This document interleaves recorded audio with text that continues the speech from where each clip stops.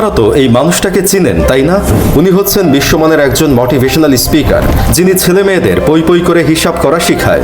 পই পই করে হিসাব রাখতে হবে, কিভাবে কখন কত টাকা রিচার্জ করতে হয়, কখন ইন্ডিয়ান চুল কাটলে ভালো হয়, কেমন বন্ধু বানালে ভবিষ্যতে মারা খাবেন না।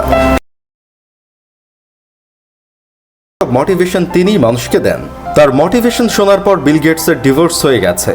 তার কথায় অনুপ্রেরণা পেয়ে কিছুদিন আগে নাগা চৈতন্য সামান্তাকে ডিভোর্স দিয়ে শোভিতা ধুলিপালাকে বিয়ে করেছেন। তার কথা শুনেই ডোনাল্ড ট্রাম্প, জো বাইডেনের মতো মানুষেরা আমেরিকার প্রেসিডেন্ট হতে পেরেছিলেন। তার মোটিভেশন পেয়ে দেশের অনেক ছেলেমেয়ে লজ্জাসরম মাটিতে পুঁতে দিয়ে টিকটকে মুজরা করতে নেমে গিয়েছে। তার 1 মিনিটের বক্তব্যের দাম হচ্ছে $50,000 মার্কিন, আর আপনারা তাকে চুল দিয়েও গুনেন না।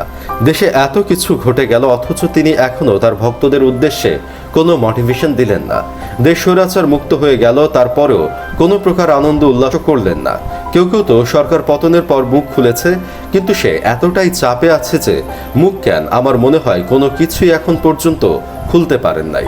রাফসান্দা ছোট ভাইয়ের কথাই একবার চিন্তা করেন। সে একসময় হাসু আপার হাতের রান্না করা মোরগ পোলাও খেয়ে রিভিউ দিতে চেয়েছিল। আমি কি রিভিউ করতে পারবো এটা? কিন্তু এই দুর্দিনে সেও বের হয়ে গিয়েছিল তার বিরুদ্ধে।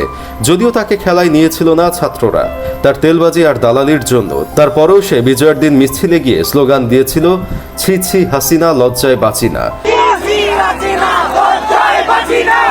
অথচ আমাদের বিশ্বমানের লোক, যিনি মানুষকে ভালো মন্দের পথ বলে দেন, সেই কিছু বলে নাই।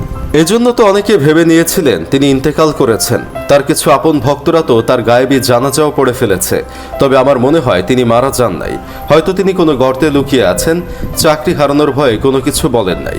সেও হয়তো একটা ভিকটিম কার্ড প্লে করতে চেয়েছিল, নাটকুদ্দিন আফ্রিদির মতো। কিন্তু নাটকুদ্দিন আফ্রিদির এই কার্ড প্লে করে যেই ধরাটা খাইছে, এটা দেখেই তার শিক্ষা হয়ে গেছে। তাই সে আর এই সাবান ছাড়া ধোয়া খাওয়ার ভয়ে নাটক নিয়ে হাজির হয় নাই। সে হয়তো এখন গর্তে বসে একটা সুযোগ খুঁজতেছেন। সুযোগ পাইলেই সে পোলাপানদের মোটিভেশন দেওয়া শুরু করে দিবে, আর না হয় দেশি নগদে বেশি লাভ বলে চিল্লাতে চিল্লাতে চলে আসবে। তবে আমরা তো তার একটা কামব্যাকের অপেক্ষার জন্যই বসে আছি। সে কখন কামব্যাক দিবে আর আমরা তাকে নগদে ভরে দিব। তিনি লাস্ট পোস্ট করেছিলেন 14ই জুলাই, তারপরে আর কোনো পোস্ট করার সাহস পান নাই। এই সাহস নিয়ে যদি কেউ মোটিভেশন স্পিকার হয়, তাহলে তাদের ভক্তদের গোষ্ঠী মারা সারা। আমাকে একজন বলেছিল, এদেশের অধিকাংশ মোটিভেশনাল স্পিকারগুলাই আসলে ভণ্ড। এরা মোটিভেশনের নামে মানুষকে সুরসুরি দেয়। তখন এই কথা বিশ্বাস করি নাই, কিন্তু আজকে বিশ্বাস করতে হচ্ছে। তিনি লাস্ট পোস্ট করে বলেছিলেন, ক্যারিয়ার বা জীবনের যে পর্যায়ে থাকুন না কেন, যেদিন থেকে আপনি ভাবা শুরু করবেন আপনি সব জানেন, সব বুঝেন, আর কিছু শেখার নেই, সেদিন থেকে আবার আপনার প্রাথমিক বিদ্যালয়ে ভর্তি হবার ঘন্টা বেজে গেছে। আমার মনে হচ্ছে স্যারেরও ঘন্টা বেজে গেছে, তাই সে এখন প্রাথমিক বিদ্যালয়ে ভর্তি হয়ে গেছেন। সেখানকার পড়া শেষ হলেই আপনাদের মাঝে আবার ফিরে আসবেন।